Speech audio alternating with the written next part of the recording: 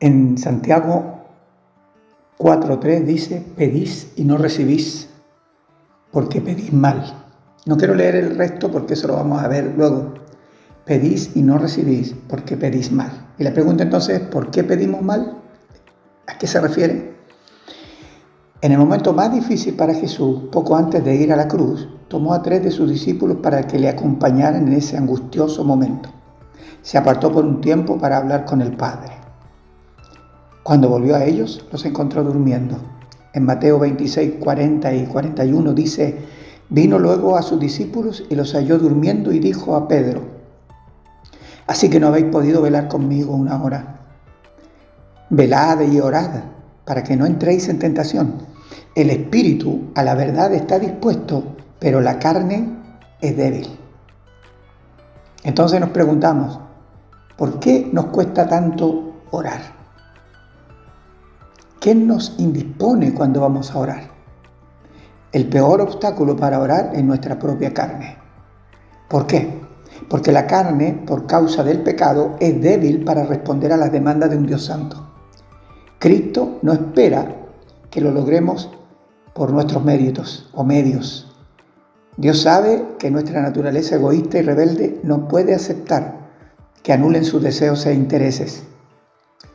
Para orar no tenemos tiempo, tenemos sueño, estamos cansados y no sabemos qué decir. La carne solo sintoniza con sus propias necesidades. A la carne le podemos llamar también el hombre natural. En 1 Corintios 2:14 dice: pero el hombre natural no percibe las cosas que son del Espíritu de Dios, porque para él son locura y no las puede entender, porque se han de discernir espiritualmente. La carne no sintoniza con el Espíritu. El apóstol Santiago se dirige a los hermanos cristianos dispersos debido a las persecuciones de aquella época. Entonces ellos no son incrédulos. Y Santiago les dice en Santiago 1:2: hermanos míos, tened por sumo gozo cuando os halléis en diversas pruebas. Estos hermanos no lo están pasando bien, pero Santiago no pide que el Señor les saque de las pruebas, sino que tengan por sumo gozo el pasar por ellas. ¿Qué haríamos nosotros hoy como iglesia? A estos mismos hermanos les dice en Santiago 4, versículos 2 y 3: codiciáis y no tenéis, matáis y ardéis de envidia y no podéis alcanzar. Combatís y lucháis, pero no tenéis lo que deseáis, porque no pedís. Sí, en el 3 dice: sí pedís y no recibís, porque pedís mal, para gastar en vuestros deleites. ¿Cuál es el problema de estos cristianos? Que no saben pedir. ¿No nos pasará eso también a nosotros? ¿No oramos mayormente por nuestras necesidades temporales? Cuando no las tenemos, no sabemos qué decirle al Señor. ¿Por qué nos pasa eso? Bueno, no sabemos qué pedir. En Romanos 8:26, de igual manera el Espíritu nos ayuda en nuestra debilidad, pues ¿qué hemos de pedir como conviene? No lo sabemos, pero el mismo Espíritu intercede por nosotros con gemidos indecibles. Y pienso que no está pidiendo por nuestras necesidades, está pidiendo para que nosotros podamos entender lo que es realmente orar. El Señor Jesús nos ordena 3 cosas que deben estar presentes cada vez que oramos: pedir, buscar y llamar. En Mateo 7, versículos 7 y 8 dice: pedid y se os dará, buscad y hallaréis, llamad y se os abrirá, porque todo aquel que pide recibe, y el que busca halla, y al que llama se le abrirá. ¿Por qué entonces pedimos, buscamos y llamamos sin recibir respuesta? La respuesta la tenía Santiago, ¿cierto? Porque pedimos mal. ¿Qué debemos pedir? Y ahí está la pregunta. Y la voluntad de Dios. Entonces, ¿cómo pedirla? Señor, danos el deseo de querer y hacer tu voluntad, porque no lo tenemos. Filipenses 2:13 dice: porque Dios es el que en vosotros produce así el querer como el hacer por su buena voluntad. Ahora entonces, ¿qué buscar? Más bien dicho, ¿dónde buscar? Buscamos en su palabra. Lo que para Dios o para el Señor es de primerísima importancia. Eso debemos buscar. ¿Qué es lo que realmente a Dios le es muy importante y que nosotros no lo entendemos todavía? Los apóstoles tenían clara la importancia de la oración y la palabra para buscar su voluntad. En Hechos 6:4 dice: y nosotros persistiremos en la oración y en el ministerio de la palabra. Esto lo dicen los apóstoles. ¿Cómo entenderemos si lo que pedimos y buscamos es su voluntad si no conocemos lo que Él dice? Es difícil, ¿cierto? Casi imposible entender cuál es la voluntad de Dios si no conocemos su palabra. Por eso la oración y la palabra van juntas. Ahora, ¿a qué puerta llamar? Dice llamar y se os abrirá. ¿A qué puerta debemos llamar? Jesús dijo: yo soy la puerta. El que por mí entrare será salvo, y entrará y saldrá y hallará pastos. Ahora, muchos de nosotros hemos entrado, golpeado la puerta y el Señor nos abrió y hemos sido salvos. Pero debemos entrar, profundizar, ir más allá, dar un paso más. Dios es un Dios de avance, no de quedarnos en la puerta. Debemos ir hasta los pastos. Si sabemos que lo que pedimos es su voluntad, no dudamos en llamar hasta que Él nos abra. Y tenemos muchos ejemplos en la Biblia acerca de esto. En Juan 9:31 dice: y sabemos que Dios no oye a los pecadores, pero si alguno es temeroso de Dios y hace su voluntad, a ese oye. O sea, en la medida que nosotros estamos mirando hacia nosotros mismos, estamos siendo esos pecadores. Pero si alguno es temeroso de Dios y quiere su voluntad, y no solo quiere, sino que la pide, que Él pueda obrar en él, y la hace, a ese le sigue oyendo. Dios sigue obrando. Dios oye lo que está dentro de su voluntad. Dios no oye a quienes piden solo para satisfacer sus deseos personales. Así también lo dice Santiago. En Mateo 6:31 al 34 dice: no os afanéis pues diciendo qué comeremos o qué beberemos o qué vestiremos, porque los gentiles, o sea los que no son creyentes, buscan todas estas cosas, pero vuestro Padre Celestial sabe que tenéis necesidad de todas estas cosas. Mas buscad primeramente el reino de Dios y su justicia, y todas estas cosas os serán añadidas. Así que no os afanéis por el día de mañana, porque el día de mañana traerá su afán. Basta cada día su propio mal. La carne es como un niño que llora cada vez que tiene hambre. Alguien dijo: guagua que no llora, no mama. ¿Es así con Dios? ¿Está mal pedir por nuestras necesidades básicas? Claro que no. Entonces, ¿en qué erramos? ¿En qué pedimos mal? Por ejemplo, todos sabemos que al comprar un aparato electrónico, este trae un manual para saber cómo armarlo, y nosotros, ignorando el manual, lo armamos igual. ¿Y qué pasa? Lo armamos mal. Lo mismo nos dice el Señor: pedís, pero pedís mal. ¿Por qué?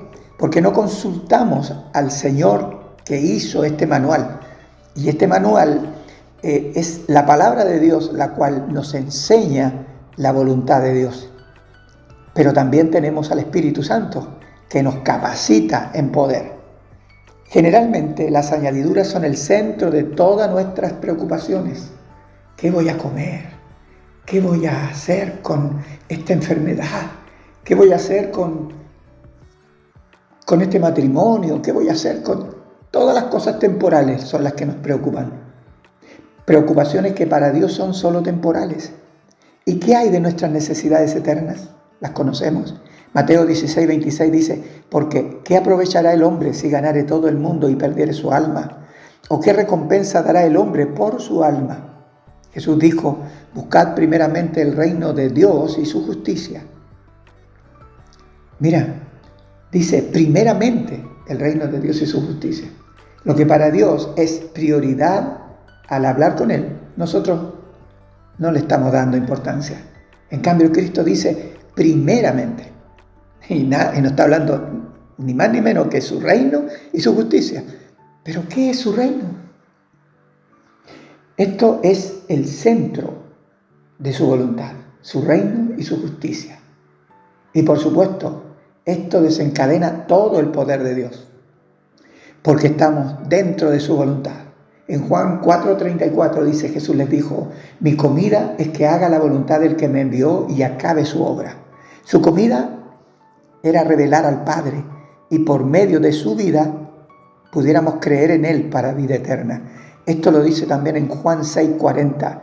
Y esta es la voluntad del que me ha enviado, que todo aquel que ve al Hijo y cree en Él tenga vida eterna, y yo le resucitaré en el día postrero. Ahora, ¿no es lo mismo para nosotros? ¿No es la iglesia la que representa a Cristo en esta tierra? Y no estoy hablando de la iglesia como organización, sino la iglesia viva, el organismo vivo de Dios, creado por Dios para su gloria. Los que ya hemos creído en Cristo tenemos vida eterna. Ahora, ¿qué nos queda? Que Cristo sea visto en nosotros. ¿Para qué? Para que la demás gente que no conoce al Señor pueda creer en Él por medio nuestro. Porque Él está en nosotros obrando por medio de su reino y su justicia. Ahora, ¿cómo lo haremos? Por medio de su reino, o sea, de su voluntad y su justicia. Y su justicia es el justo por los injustos. Él hizo justicia al pagar por nosotros, que éramos pecadores. Mira cómo se puede ver esto. En 1 de Pedro 2:18 al 24 dice, criados, estad sujetos con todo respeto a vuestros amos, no solamente a los buenos y afables, sino también a los difíciles de soportar. ¿Tú puedes hacer eso? ¿Te es fácil? No, ¿no es cierto? No sería materia de orar. Por eso. Porque esto, dice, merece aprobación. Si alguno a causa de la conciencia delante de Dios sufre molestias padeciendo injustamente.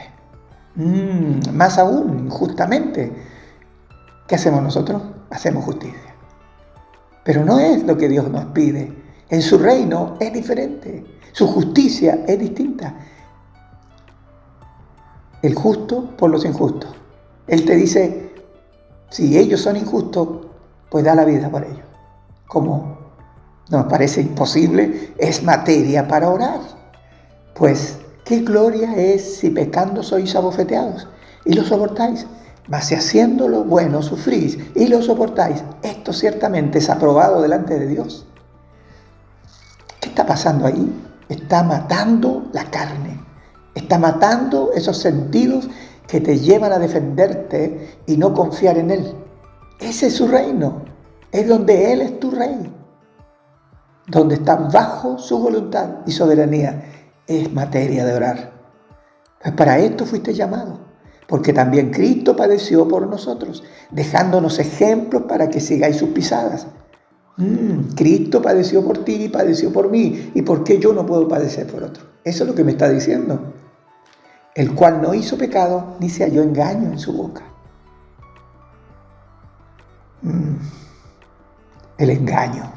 Nos engañamos a nosotros mismos. Usamos la palabra muchas veces para justificar nuestras acciones erradas. Y podemos pedirle perdón al Señor. Y podemos decir, Señor, ayúdame. ¿Te das cuenta que comienzas a orar primeramente por el reino y su justicia?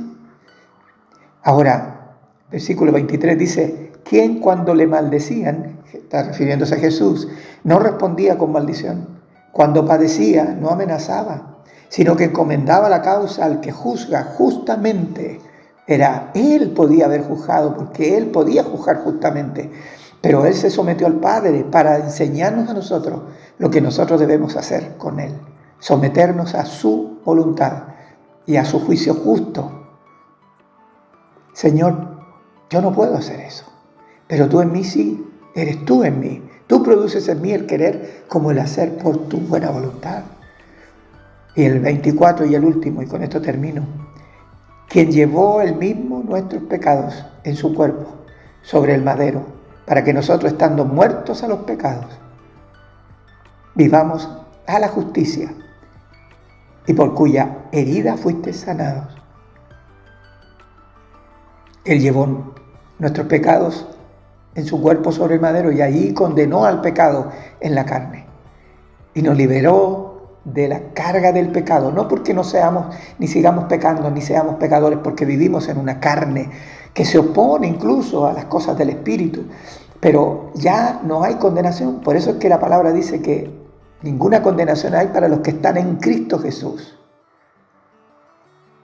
Ahora, debemos dar el otro paso. Debemos andar conforme al Espíritu y no conforme a la carne. Porque si andamos conforme a la carne, siempre vamos a tener sentimientos de culpa. Pero la libertad plena y real está cuando nosotros nos sometemos a Cristo y vivimos conforme a lo que Él nos pide que vivamos. No estamos ya pendientes de 10 mandamientos y si los estamos cumpliendo o no. El Espíritu Santo mismo habla y nos guía a toda verdad. Y nos dice lo que debemos hacer en cada situación de la vida. No solamente cuando vayamos a congregarnos, no. En todo momento y en toda circunstancia. Y muchas veces vamos a estar fallando, muchas. Pero el Señor va a mostrarnos la salida. Él es glorificado cuando estamos orando por su reino y su justicia. Pues esa es su voluntad y es su autoridad. Él tiene autoridad porque Él nos puede pedir lo que nosotros le diríamos, Señor, para nosotros es imposible. Y Él nos va a decir, eso que tú dices es imposible para ti, yo lo hice contigo. ¿No puedes hacerlo tú por gratitud? Un abrazo.